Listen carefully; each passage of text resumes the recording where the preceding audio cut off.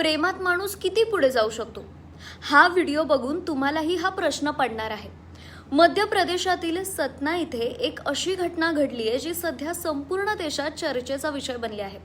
कारण एका महिला जेलरने जन्मठेपेची शिक्षा भोगून बाहेर आलेल्या कैद्याशी लग्न केलं आहे।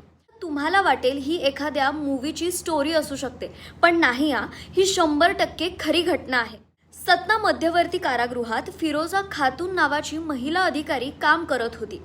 त्याच जेलमध्ये धर्मेंद्र सिंह नावाचा कैदी शिक्षा भोगत होता।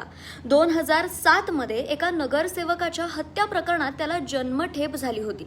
तुरुंगात असताना धर्मेंद्र वॉरंटशी संबंधित कामात फिरोजा हिला मदत करायचा। रोजच्या भेटीगाठी, संवाद आणि हळूहळू दोघांमध्ये जवळीक वाढत गेली। 14 वर्षांची शिक्षा पूर्ण करून धर्मेंद्र जेलमधून बाहेर आला आणि मग दोघांनी लग्न करण्याचा निर्णय घेतला। पण इथे ट्विस्ट आणखी मोठा आहे। फिरोजा मुस्लिम कुटुंबातली तर धर्मेंद्र हिंदू, त्यामुळे या लग्नाला घरातून पूर्णपणे विरोध होता। इतकंच नाही तर फिरोजाच्या कुटुंबांनी लग्नाला उपस्थितच राहण्यास नकार दिला होता। यानंतर विश्व हिंदू परिषदेच्या काही पदाधिकाऱ्यांनी पुढाकार घेतला आणि लग्न पार पाडलं। लग्नावेळी बजरंग दलाचे कार्यकर्तेही उपस्थित होते।